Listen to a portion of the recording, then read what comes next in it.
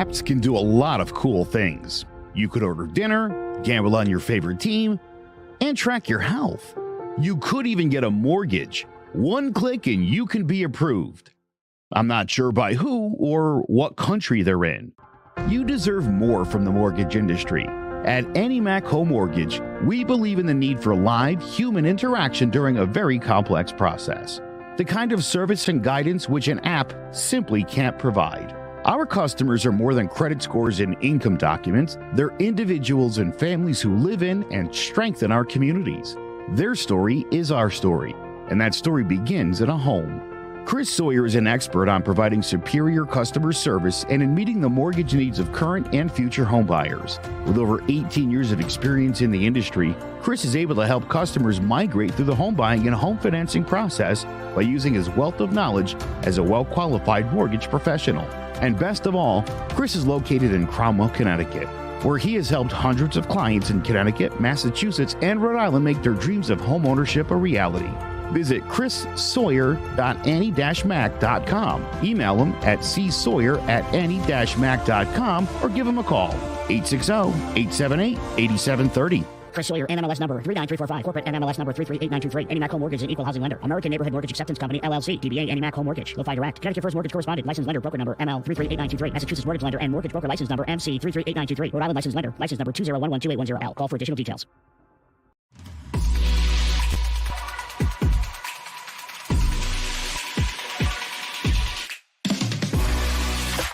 Sanderson looking in, zone for a pass. He's looking for King, intercepted. He's going to go down the right side. Lawrence down to the 20, 30, down to the 40. He might go all the way. 3rd down and 7. Good jump off the line by Strahan, who gets the sack. Pressure from Thomas off the edge. Eli Manning stays on his feet, airs it out down the field. It is caught by Tyree. 4-man rush. Eli throwing into traffic on the sideline. They're going to rule a catch by Manning. Welcome to Jawing About the G-Men, a CMG Sports Podcast. I'm Joe McGuire along with King Zay. The New York Football Giants going to be suiting them up this coming Thursday at Foxborough Stadium in New England against the Patriots. And I'm sure you're excited that football is back. I think everybody's excited for it.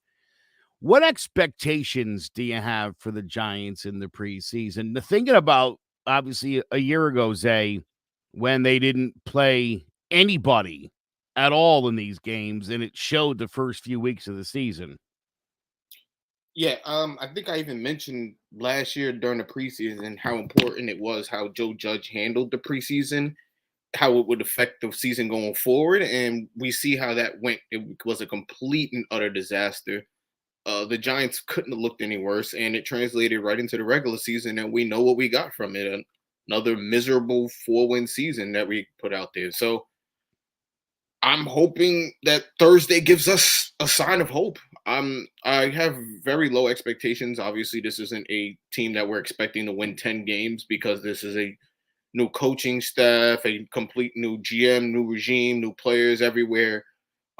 You bring in these high, draft pick rookies who we're hoping is going to translate to instant production on the field. But everything's a guess with this team. Obviously, we expected that with other players that never, turned into anything. So I don't have any expectations. I'm just hoping to see something that looks like football. We haven't seen the Giants play anything that looks like football in a while, especially with the last few games of the season last year where they were running quarterback sneaks on 3rd and longs. So I'm hoping to go out there and see a team that actually knows how to play football, can manage a drive. I'm not asking for them to go out there and score 5 touchdowns. I'm asking to put together a drive that looks like something promising. That's what I'm hoping for. This team definitely needs to reduce the 3-and-outs or 4-and-outs even. I think that's been their biggest problem is this team doesn't know how to move the football. I was sort of encouraged to hear, and I don't know if you've seen this, but Kadarius Toney's been taking snaps at quarterback out of the Wildcat. Yes, with Wayndale Robinson and Saquon flanked to his right and left. This is the kind of stuff I'm talking about. Like everybody else in the NFL, week in and week out, you see most teams run 3, 4, 5, 10 different trick plays. Not the Giants. Maybe you see one fake reverse once a year and you're like, oh, wow. I think this team needs an offense that is concurrent with the year that we're living in. Yeah. And they've got the talent and they've got the guys that can do it. Now it's a matter of, it seemed over the course of the first few days of practice, Daniel Jones was not playing particularly well. It's gotten better. I think he was 5 of his first 12. He's 15 for 26 in practice. It's critics again, but because I heard that he went 14 for 21 and they said he did terrible. And again, 14 for 21 in a simulated situation, that's not really terrible. Again, it's about how you look at it. I've seen a ton of highlights on, from Twitter, from Facebook, from the Giants social programs. We've seen a lot of big plays. We saw him connecting on long plays with Galladay. We've seen him connecting with Kadarius Toney, who can create separation apparently with anybody. This guy has been freaking amazing all training camp. So again, that's why I kind of want to see what they go out and look like against another team. I don't want to judge them based on practice. From what we're hearing, Dable was putting them in 3rd and long situations, and he was trying to force Daniel Jones to make decisions. So that's why a lot of it looks sloppy. So for us on the outside looking in, that looks different. But when you know what's going on inside the practice, it's completely a whole nother game. So I'm hoping that was the case, that he's trying to force him to make better decisions and, trying to force him to get rid of some of the errors that he's been, accustomed to in the past. And I hope that's really was the case. And again, only we'll find out Thursday. I'm expecting to see starters from the get-go of this game. Yeah, I listen, to me, they best all be in there for the first quarter. Yeah. There's no reason why they shouldn't play the first quarter and then turn it over to second team in the second quarter, and then you go scrubs after the half. I'm fine with that. I'd actually want to see them go second quarter. You're talking about. I'd like to see that too. I'm gonna say if they can get out there and they can have, put it like this, if they come out and it's 2 disastrous drives, I'll make them play the whole game. Oh yes. If they light it up, I mean that's different. They go out there, they score a touchdown in the first 2 drives. Come out, show some confidence. You guys can sit down and enjoy the rest of the night. That's how I would even play it. I'd be like, you want to play 1 quarter or 2? Show me what you got in the first, and we don't need a second. By the way, there's been a spat in the last couple of days of some important injuries, and specifically to the tackle position. Matt Gano, who the Giants had signed, he missed all of the 2021 season, but he had been with the Atlanta Falcons, had a neck injury, which caused him to miss part of the 2021 season, injured the neck in practice. Not only is he out, his career is likely over. And more bad news, Marcus McCaffin, who was the 5th round pick out of Carolina, a guy everybody was super excited about. After Gano got hurt, he had been playing guard. They were like, hey, you're going to be the backup tackle at both. Now he's out for the season with a season-ending knee injury. Yeah. So seen a little bit of that. Adoree Jackson, yesterday, cramped up after a long drive by the offense, which I like that. The offense was on the field for so long, the defense started cramping up. That makes me feel good. Is that a good sign for the offense, or is that a bad sign for the defense? I want to assume it's a good sign for the offense, but who knows? The Giants did add offensive tackle Will Holden, who immediately upon arriving at camp was already playing backup right tackle. So there is some depth issues there for the Giants, but otherwise, I'm liking a lot of what I'm seeing out of camp. I'm still hearing, and I know you want us to all sort of manage the expectations of Kayvon Thibodeau, but he's really been a handful and has been impressing his teammates. And again, I realize this is just practice here, but This guy's got a motor and a lot of talent. And I don't know, Zay. I feel like the best thing that could have happened to Kayvon Thibodeau was coming to New York. I'll say this. Everyone plays great when the record is 0-0 and when you have a winning record. I want to see how he performs when the team is down, when the team has a losing record. That's how I want to see how he performs. Where's the leadership there? How's the motor there? When the Giants are, getting blown out in the game, is he still playing to the end of, or is he just slacking off because the Giants are losing by a couple of touchdowns? That's what I want to see. Honestly, that's what I say. I can't judge a player until I see him play. Again, he could be as great as he wants to be in college. College is college. This is the NFL. This is the cream of the crop. Not everyone makes it here. You really have to be talented to make it here. And I honestly feel like I want to see what he does when things are tough. Everyone plays good when things are going great. When things are going well, everything is good. We love Saquon Barkley that year. The Giants were 11-5, and he was playing great. We'd love Saquon Barkley, but then when the years were rough, maybe he's a bust. Maybe we should trade him. I want to see how you perform when you're down and out. That's what I want to see. I listen. I love Saquon Barkley, and I'm a firm defender of both him and Daniel Jones still at this point. I don't love some of the things Saquon Barkley has been saying of late. All that, like, if you're not with me now, when I break through and try to block all the noise. And it's like, dude, this guy needs to understand one thing: get on the field and perform, and everything will be fine. It's as easy as that. But for him to somehow misinterpret this as like the fans aren't being supportive of him, it's like, Saquon, you do realize we're at the point where there's people saying you're a bust. It's on you to disprove it. It's not the fans' fault. It's not our fault that he doesn't play enough games and that when he's been in there, you really you didn't see a lot of the explosiveness, and that was definitely cause for concern. Do you think Saquon's head is on right at this point, or is he, because it seems like he's given a lot of credence to the criticism, is it in his head?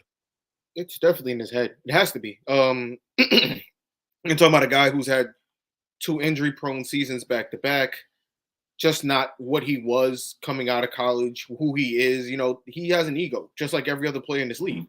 His ego has been affected by his past 2 results the last few seasons. And that's what I kind of explain to people about Eli Manning, which makes him so great. The man was basically a blank head. They was kicking him to the curb. He was an adopted child. He probably could have got the worst criticism you could get in New York sports for what he did in the first few years for the Giants. But he found a way to block it out and go out there and win a championship. He never talked back to the media. He never said, watch what I'm going to do when I get there.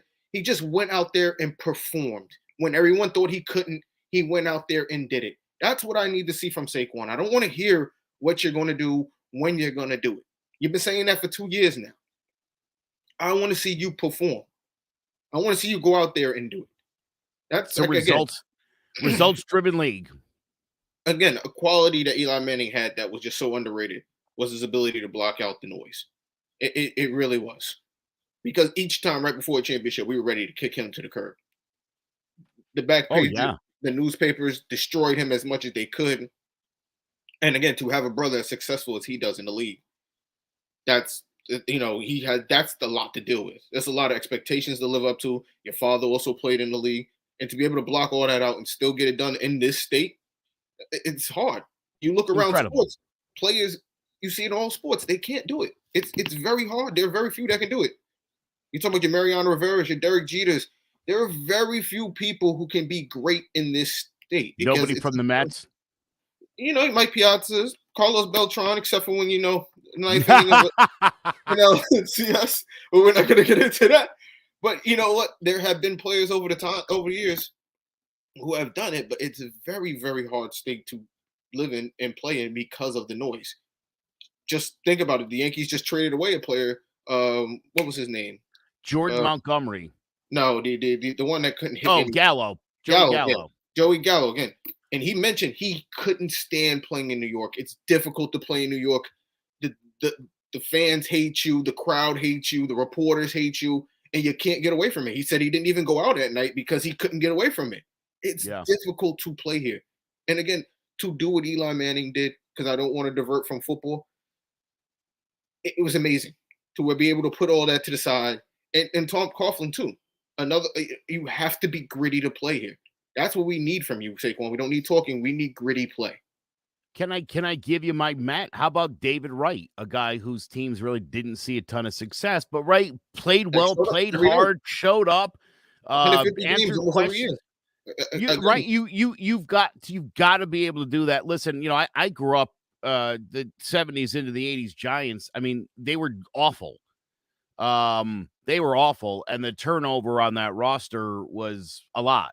Guys didn't tend to stick around. The few that did were people like Harry Carson and George Martin, who would play a pivotal role when you got to 86. But again, it was so much quit on the Giants in the late 70s and early 80s. And those two guys were able to sort of rise above. And when the talent started showing up, and then obviously LT did too, it was all over from there. But let me ask you this.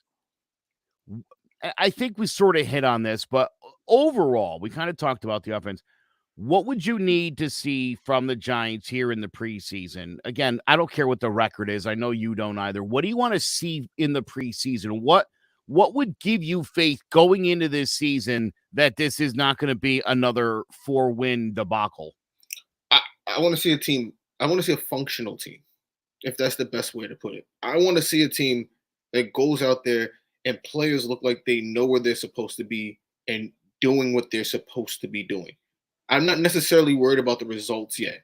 I'm worried about you being where you're supposed to be. If if Daniel Jones gets sacked, okay, but you were there where you needed to be, you stepped up, you picked up your block at running back. It wasn't your fault. I want to see that. You know what I'm saying? If Daniel Jones gets sacked for holding the ball too long, that's on him. But I want to see a team that knows how to play football. That's what I want to see. We haven't for a couple years seen a team that knows how to play football. We've seen teams that get penalties every drive, it seems like, killing them. Games they could have come back and won, but penalties killing them. I want to see a disciplined team that knows how to play functional football. That's what I want to see. I'm not necessarily worried about the results week 1 in the preseason. Obviously, as we go through the preseason, I want to see, some more competitiveness. But right now, I just want to see that you guys know what you're doing. You understand the playbook. You get what the coaches are, putting out there. You're taking it in. Because I'm hearing a lot from the players that they like the coaches. They like, they're buying into the system. Now I want to see that buy-in. I don't want to hear it. I want to see the buy-in. Enough of the talking. There's too much talking going on with this team. I think we need to see them play and just do it. Because again, I still feel they're in a winnable division. Very winnable division. If you could play functional football, you have talent everywhere. We've seen this. We've seen the talent. My feelings about the Joe Judge era, and I was especially leading up to him actually getting fired. I talked about the discipline, and I talked about the propensity to make penalties at terrible moments in games. For me, that was the reason Joe Judge couldn't come back because, again, young team, there's a lot going on. It's unfortunate, obviously. Look, Daniel Jones has to learn a whole other offense. This will be the third different offense he's had to learn since he's been the Giants quarterback, and that is asking a lot, especially of a guy who didn't really seem to master the first 2 playbooks he had. So now here's a third offense that they're throwing at this guy. Let's see what happens. But it's like you, listen, I need to see this team be able to move the football. This isn't 1985. Really 3 and outs, that doesn't even make sense anymore. Everybody in this league is going to get a first down on those first 3 plays. It's so rare to see the 3 and outs, and the Giants, it's like if you look at the box score afterwards, it's about half the drives. They've got to consistently start moving the football. I think having an offense, again, more conducive to being in 2022 is going to make a lot of sense. Oh, I think as far as the defense is concerned, a lot of it is going to play into what the offense does. we've seen some decent Giant defenses the last couple of seasons. The better unit of the two. Inevitably, they get exposed in these games when the Giants, hold the football for 23 minutes of a game, and the defense spends 36 out on the field. It's just I need to see a balanced football team. I need to see a team. The special teams last year for the Giants was really good. And Graham Gano is a great kicker. So there's a couple questions on defense, but for the most part, that looks like a unit that's going to be able to start winning football games in the future. Can this offense look competent? Can Daniel Jones lead this offense? Can they stay on the football field? If they could get out at least to midfield or beyond on most of their drives, it will make a world of difference for this team and for the results. But to me, it all matters whether or not this, because I like that they like Dable, but they liked Judge and they liked McAdoo and they liked Shermer. And I wouldn't say that. I wouldn't say nice they like guys. Judge. I wouldn't say they like Judge. I would say certain players like Judge. Not everyone really bought into Judge because a lot of people weren't fans of his tactics, the running on mess up plays. They treated them almost like high school kids. There were a lot of people who in the locker room didn't come up front saying it, but they didn't like Joe Judge. And we heard through the years of Joe Judge being there, the whispers of players not liking him, and these players didn't want to come out, and then he had to go out and answer in front of the camera that all the guys like him. There was issues there within there, but it just never really came out. I don't think a ton of people bought into Joe Judge or like Joe Judge, but I think they were okay with him as a person, if you get what I mean. I don't think they liked him as a coach, but I thought that, they might have liked him as a guy. I don't think they personally liked him as a coach. Well, I'll be honest, all the running and treating them like a high school football team, which is very much what I think was going on there. I think A is indicative of a guy who had no real coaching experience. Yeah. You would coach like a high school coach if you didn't know any better. That seems like the right thing to do, kind of, I don't like that, but my fear is, and listen, I know everybody loves Brian Dable, but it kind of was the same thing with these other guys. How do we know this is the right guy? And I say that because, the Giants have won championships with two coaches, Parcells and Coughlin. Mm-hmm. And those guys were, as it turned out, on a whole other level when as far as coaches are concerned. You don't just become Bill Parcells. But those two guys also, the things they had in common is they held players accountable. That's what Dable has to be able to do. He has to be able to go out there and look in front of the cameras after a loss and go, look, quarterback's got to play better. Running back's got to run harder. You got to start putting people on the spot. Honestly, these guys are getting paid way too much money to be going out there and not looking like they know how to play football. If you coach them up and he knows it, he needs to go out there and say it. If it's on his end, then he has to go out there and own it. I'm not with throwing anyone under the bus, but holding someone accountable is completely different than throwing someone under the bus. They have to know the difference. Throwing someone under the bus is like, hey, could have won the game if we didn't have Daniel Jones. But saying, hey, look, the quarterback needs to go out there and play better. We're going to work on it and get better next week. That helps you out. I think they need to be able to hold them accountable. Throwing somebody under the bus, by the way, just for clarification, is when Brian Flores tells Tua Tagovailoa, I wish we would have drafted Mac Jones. Look, the Brian Flores situation is a mess. We're not Yeah, I don't want to deep dive into that anymore. But still to come, we've got our GOATed segment. We're going to talk about sports villains. But coming up next, we're going to talk about Zay's favorite player, Deshaun Watson and his Cleveland Browns. That's next on Joe About the G-Men. There's no bigger investment than home ownership. And to make sure the house is up to your standards, you need a professional to look it over. Brian Flanagan from Shamrock Home Inspections is a licensed home inspector and a member of the Connecticut Association of Home Inspectors. Brian was a contractor for over 15 years, so he knows how homes should be constructed and how mechanicals should work. What makes me a good home inspector was the 20 years that I was a home improvement person, doing all the different repairs that I have done and what other people have done wrong that I had to go out and fix. So I have a pretty quick eye on seeing what's right and what's wrong. Before you move, call Shamrock Home Inspections. Before you make the biggest investment of your life, call Brian Flanagan from Shamrock Home Inspections at 860-268-2566 or visit shamrockhomeinspectionct.com. All right, we are back. Thank you so much for joining us again, Joe Aguirre and King Zay. The NFL gave Deshaun Watson a 6-game suspension for violating the league's conduct policy. I don't even want to – we're not even going to get into that whole part of it. No, they didn't. The judge did. The arbitrator did. That is the correct. terms they agreed to. Yeah. I just want to start off there.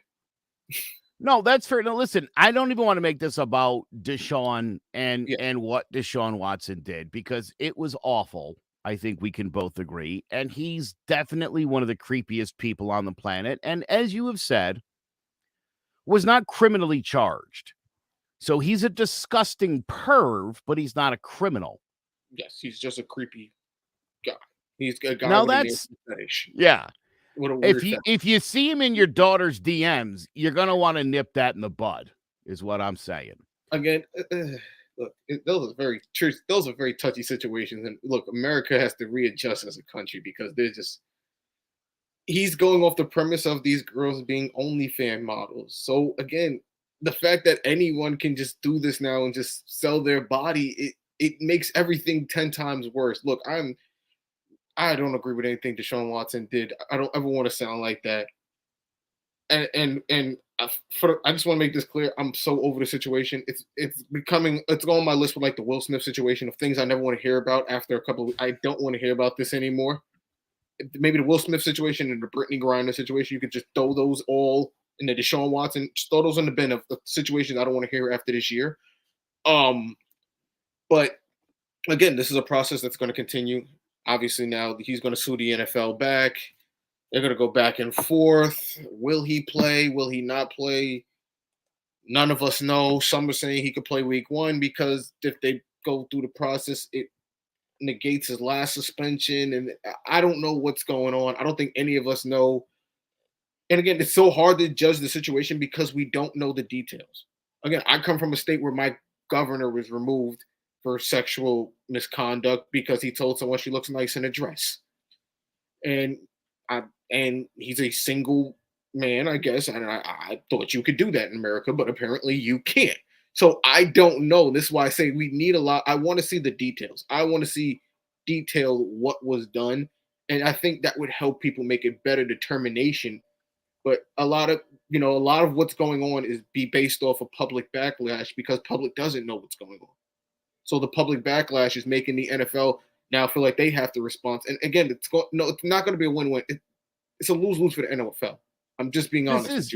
This is a terrible look for the NFL. First of all, the NFL should have handled this on their own. Correct. And if you weren't going to handle it on your own, what you needed to do was just accept what was done. Like you put Sue Robinson in charge. She said this, and that's it. That should be the entire process. Why this continues to drag on, and this is another thing that kills me, why the NFL continues to go after players, big-time players. Dude, the way, Roger Goodell had a hard-on for Tom Brady. He wanted to somehow, some way stick it all to Tom Brady. That's a weird thing to do with your star players. I don't understand that. This could have been handled in a much more private way where the league could have been disciplining him. And listen, at the end of the day, the biggest thing the NFL is looking for, in addition to extending the suspension for a year and fining him, which they feel should have been done as well, they want this guy to go get some help. They want him to go seek some treatment for because that is a weird thing that he did. You said it to me the other day, and you're right. It's very creepy. He's just listen. You brought up Darren Sharper, and here's what I would say to that. Listen, I don't think Darren Sharper went right to raping people.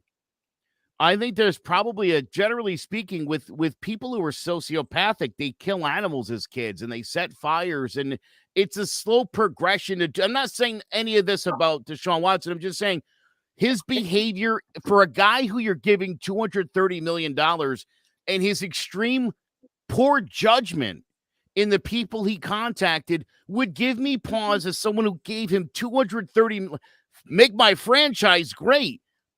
I don't know if that guy's all there mentally to do that. Again, they play a sport where, again, there's a ton of head trauma. We know this. We know what happens to players after they play. They commit suicide. These bad judgment calls they make after, life after sports. So it's always a slow progression during the season. Look at Antonio Brown. He can barely even talk now. I hear him talking in interviews, and he doesn't sound like he used to sound when he was first in the league. He slurs some of his words. He doesn't sound all together sometimes. And again, you see this over Aaron Hernandez. I think he might have been a bad guy, but playing a sport like football, you add in all the head trauma and all that other stuff, that the drugs, the drinking, and all that, it adds only to it. There's a big problem going on. And the problem, again, with sports is, and I hate to say, these athletes are paid way too much. And this is, I feel like it should have been capped a long time ago, where they make a certain amount, but they're getting, again, the fact that he will only lose a little bit and still make the majority of his $230 million guaranteed, that's ridiculous. That he's only probably going to lose $1 million this year and still make all that money. Knowing it's like you're making somebody worse in the head, but you just keep paying them money, keep making them a worse and worse person. But hey, here's money. Yeah, again, and my biggest problem again with the NFL is, when are they ever going to go after the league? You got the guy in Washington he's done worse than Deshaun Watson, from what I'm hearing, with the naked pictures of cheerleaders that he made them take and all types of exposing of vulnerability. And we have heard nothing from that case. And then you got John Gruden ready to sue the NFL. He's about to leak all types of shit. It's about to get wild from what I hear. We're going to find out that owners are maybe more racist and dirtier than we already know this. We've heard comments. Let me tell you something. I'm going to tell you something right now. Do you remember when Oprah last year interviewed Meghan Markle and whichever idiot she's married to, whichever of the Queen's sons? Yeah, and Meghan Markle was like she was like, the Queen's racist. And Oprah was like, no, the Queen. And it's like, dude, come on. If I find out that 31 of the owners have said racist things in emails back and forth, this will be my surprised face. It's not going to happen. I'll tell you right now, you and I were talking about this the other day, the Donald Sterling thing with the NBA. He was the owner of the LA Clippers. See, he didn't own the Lakers. He owned the Clippers. And the Clippers were terrible when Donald Sterling owned them. They weren't terrible. They were pretty bad. They were pretty bad. And when he was going out, they were pretty good. I'll say that. They were pretty good. They were starting to get good. They were becoming relevant for the first time in a long time. Let's say that. Yes. They didn't need that guy there, and they didn't need the embarrassment for the league that came with having a guy like that and with all of the things that he said. But again, if that had been the Lakers owner or the Knicks owner, or the Mavericks owner, it would have been handled very differently. Yeah, the fact that Bob Kraft, the fact that now I'm totally blanking on his name, the Skins owner, that dirty birdie, Dan Commanders owner, the Commanders owner. Please, what did I just say? Please don't get us censored. Yeah, Dan Snyder. Dan Snyder, right? Yeah, is that his name? Dan Snyder. Yes, Dan Snyder. Yeah, listen, that guy's a pretty powerful guy. He's a very influential guy in the league, and he has been. If this was the Eagles owner we were talking about, they would have run a guy out of the league. You don't even know that guy. I don't either. And that's the difference here. This comes down to the people that get away with stuff. And this is the argument you and I were having in our chat the other day. Star players, star owners, never going to get in trouble. They're never going to be held accountable because they're too valuable to the organization. And by organization, I mean the league in itself. And players. I mean, listen, Deshaun Watson's one of the best quarterbacks in the league. from an athletic standpoint, not necessarily from a QB standpoint. And I thought all those lists that came out a couple weeks ago with him in the top 10 were nonsense. All that aside. I wouldn't say that. Based on what he did in Tennessee, he wasn't a bad quarterback. He was obviously a top 10 quarterback his last year playing, but he had nothing around him. He was still he had nothing. Come on, they traded away his best weapon, to Arizona for nothing. That's why the man wanted to trade. This is how we got here today. Well, that's what we assume. That's what we assume. No, I think I can't assume when I see the Texans getting sued by the women. Sure. And this is what I'm saying. He wanted to trade, and maybe the Texans leaked this out on purpose, thinking it wouldn't come back to them, thinking they would never had to pay the women because the women knew that the Texans were enabling this the whole time. Can I tell you what I think? He wanted to trade. I'm just saying.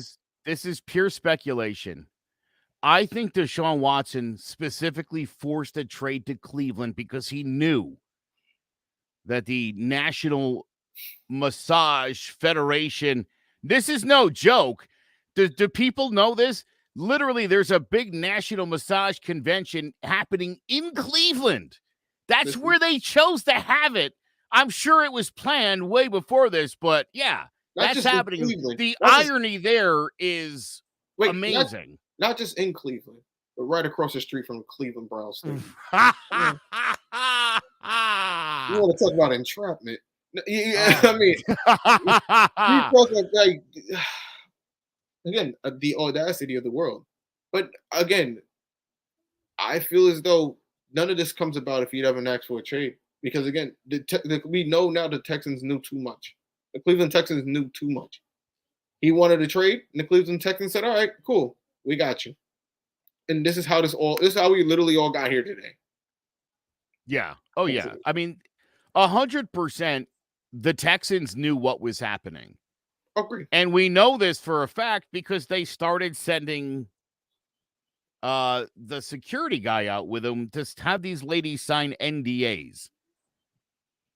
You can't be any more complicit in making that happen than when you're sending the chief of security just to make sure Deshaun's getting signatures on the dotted line just to CYA. And yeah, again, dude, that's gonna always blow up in your face. You can't do that kind of stuff. All right. I'm sorry. And I didn't even mean to get. Do you see, despite this guy missing maybe a minimum 6 games, maybe he ends up missing more, but right now it's looking at 6. Do you think the Browns are a playoff contender? I don't know. It's tough. The AFC is packed. There's a ton of teams and a ton of divisions that can fill up spots. And if you don't win your division, and your division's going to be a monster. I mean, the Ravens look good. Whatchamacallit? Oh my God, Jesus, Lamar Jackson. He's put on about he put on muscle. He's put on about, like they said, 30 pounds of muscle. The boy's gotten bigger. He's still fast. Indian got weapons now. Hollywood Brown had a ton of drops that we didn't see until obviously he got traded to Arizona. There was a whole highlight reel of him dropping balls now. But obviously, again, Odell's father must be working somewhere. But no, but seriously, that's going to be a tough division to win, I think. Obviously, the Steelers still have a great defense. You're going to have to win your division to get in. The AFC West is stacked with teams where I think all 4 teams could find a playoff spot. That's how good it is. AFC South's got teams. The AFC North, I mean, there are a ton of teams. The Colts got better. You added a quarterback now, and oh my God, Jesus, so early. Matt Ryan. Look, by week 1, I'll have everybody's names back. It's been a long Listen, the carousel that has been the NFL the last couple of off seasons, boy, it is definitely hard because it's constant. It's constant, especially with the QBs. This league, they're the chain for quarterbacks getting shorter and shorter. Look, the free agency has gotten ridiculous over the years. Players are now just going wherever they want, choosing wherever they want, forcing wherever they go. It's hard to even keep up with some of these. I don't know where Jimmy G is going to be in a couple of weeks.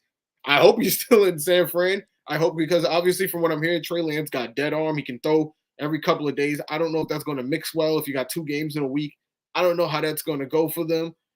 I think keeping Jimmy G would probably be the better option for them, but, they're ready to rush out these young kids. And again, I hate that they do this to these kids now based on Patrick Mahomes' success. Not everyone's Patrick Mahomes, and I need the league to understand that. And I feel sorry for Justin Fields, too, another one who's being thrown into the fire again.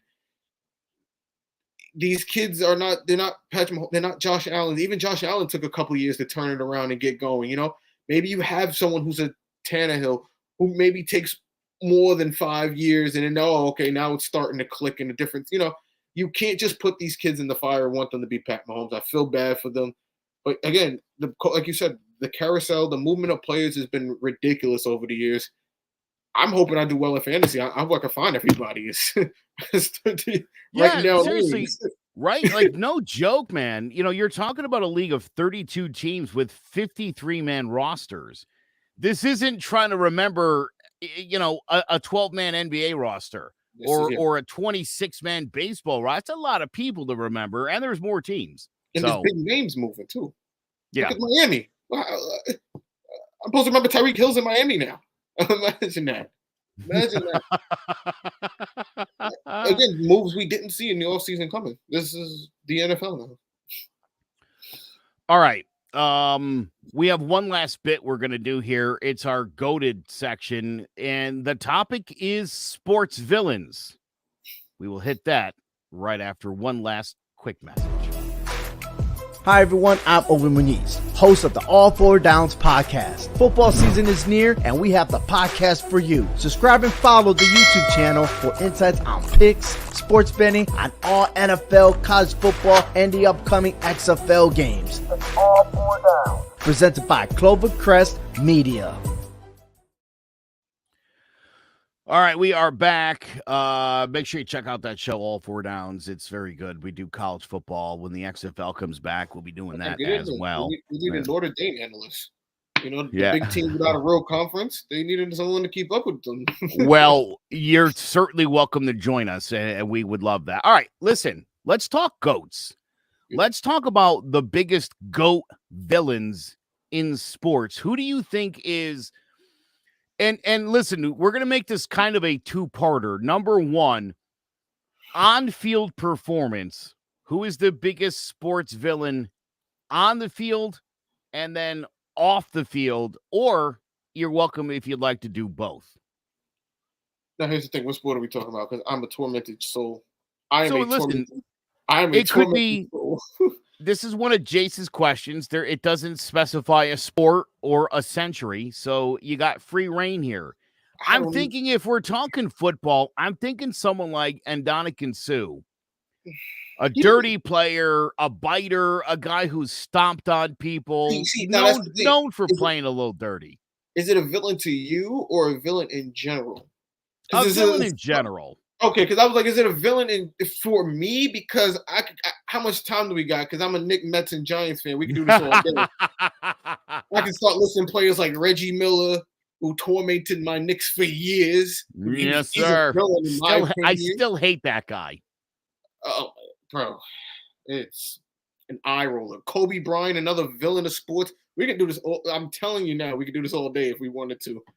But for me, I got two. I want to say Deshaun Jackson. And I only say Deshaun Jackson not because of one highlight that will live forever in sports. Does it start with Matt Dodge trying to punt the ball out of bounds for crying out loud? Yes, that play that lives in Giants infamy forever. It even tops the Herm Edwards. I don't even hate Herm. I mean, like it's oh my God! I'm telling you, I literally watched, and I hate to divert from this. I literally watched NFL Access, and they had Lamar Jackson and Michael Vick together, and they were comparing their plays, and somehow, some way, they found a way to slip that goddamn play in there. Yeah. It had nothing to do with Michael Vick or Lamar Jackson. Neither one of you was there. Not By one the of way, them. Well, Michael for Vick was anybody, on sideline. For anybody who doesn't know, the first miracle at the Meadowlands, as you alluded to, which was, I believe, quarterback Scott Brenner, I think was the quarterback at the time, going to hand off what would have been a game-sealing stop. All the Giants had to do was run out the clock. Instead, the ball was fumbled. Herm Edwards picked it up and ran it back for a touchdown, and the Giants lost. Right after that is when they came up with victory formation, where you could kneel on the ball. That literally was inspired by one of the worst plays in Giants history. And I'll tell you this, that Deshaun Jackson play, if by God in heaven it doesn't show up in my feed at least once a week, I want to burn it. I literally want to burn. I want to find tape and burn it so it can never be played again. I'm over it. I'm literally over it. It ain't played everywhere. It's literally, I think it's the NFL's favorite play. It must be. I feel like sports hate New York teams, and anything that happens like that to New York teams, they will show forever. I'm just. If there was a way to encapsulate the Yankees choking in 2004 against the Red Sox, like a moment that would have captured it, you would see that played on repeat, I'm certain. Look, I'm on the other side of it. We can go for days. You don't want to be on this side of it. Hell, one of my villains now plays for my team, so you can't even argue there. So, but that's something. Yeah, can't beat him, join him. But obviously, it would have to be Tom Brady number one. I feel like Tom Brady is the Anakin story of the NFL. He went from the chosen one to Darth Vader real fast, and that's really what it comes down to. Is I love Tom Brady his first 3 Super Bowls. I rooted for him. He beat the Eagles. I hate the Eagles. We were on good terms. I loved him. But then he just wouldn't stop. And he still won't stop. And this is why people hate him. He is the biggest, to me, probably biggest sports villain of them all. Because as much as you hate him because he's super successful. And there's very few that have done it like he has, the way he has. So to me, that's the number one sports villain probably of all sports. It's unfortunate, and you're probably right. I'll throw out a couple more names on the all-time sports villain list, and they're on this list for obvious reasons, but Ray Caruth, O.J. Simpson, Aaron Hernandez. Jesus, really? Wait, I went a little dark there. Because I've got one more. I've got another all-time villain, and this guy hasn't killed anybody, and is almost starting to turn the tide, which I don't like, but a fellow by the name of Alex Rodriguez. Yeah, he was. He's become, and I don't like this, Zay, but he's become kind of likable these days. Just not by J-Lo. Not by J-Lo. Nah. Who would prefer? By the way. I'm kidding. She'll be back in a couple years. I'm totally just needed a few years. Just needed a few years off. You know how that goes. She just needed a few years off. She does bounce around from pretty much the same group of dudes. That is, her free agency is ridiculous, but you can't get mad. She gets a ring everywhere she goes. So that she does. She delivers. J-Lo is the biggest villain of them all. Well, how did we miss this? I was gonna say Tiki Barber. Because I think everyone in New York hates Tiki Barber. I don't even know why he's on New York radio. It makes no sense. A man. Listen, it's funny. They defend Woody Allen. The heart wants what the heart wants. Tiki Barber does it. They're like, scumbag. No. It's not like Tiki was also abusing the kids like Woody was doing. Jesus. It's just the way he quit. He quit on New York. He just, it was just a couple of years. He said, hey, I'm out of here. I made enough money off you suckers. I'm good. That's what it felt like. We're never going to win with this piece of slob. I'm out of here. Very much that. That's literally what it felt like. And again, I don't know why he's on New York radio.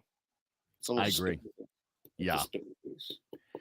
All right, that is going to do it for this week's Jog About the G-Men. Again, the New York Giants squaring off Thursday night, 7 o'clock with the New England Patriots. We'll be back next Sunday to recap that. We'll take a look all around the league and give you our goated, another, I hope, interesting topic. Those guys certainly missed out on this one. I think we handled all the villainous goats. Yeah, we're Sean. We got 5 Sean. Let's go put him on a milk carton.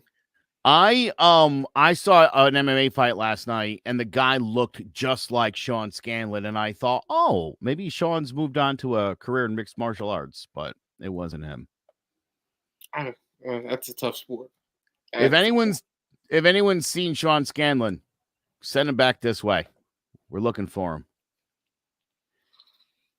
I'm just playing. All right, that's going to do it for us. Kings A, I'm Joe McGuire. Make sure you check us out, clovercrestmedia.com/John About the G-Man. You can also find us on Facebook, Twitter, and the Instagram by searching John About the G-Man. That's it for this week. We'll be back next week. Thanks for watching John About the G-Man.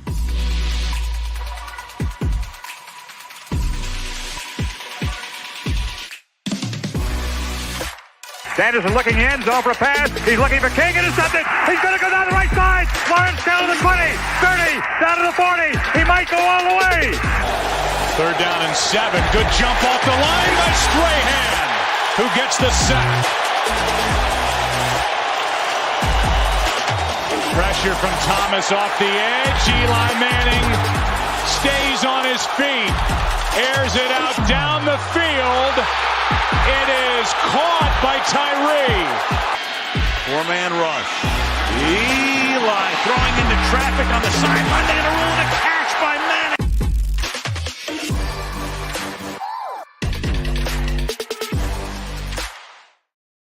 Manning. We can expect another wet summer in Connecticut, and that means more mosquitoes than ever.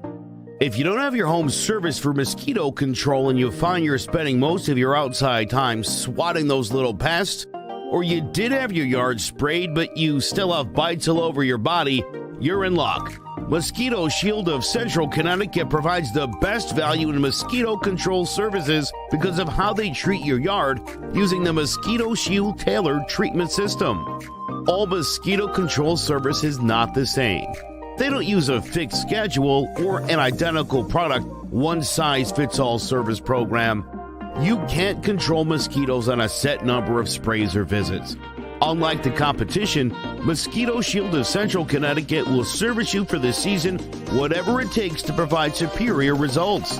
The promise has awarded them an industry-leading customer retention rating of 90%. Visit MosquitoShieldCNCT.com to schedule an appointment with Wade DeCesare and enjoy the rest of the summer mosquito-free.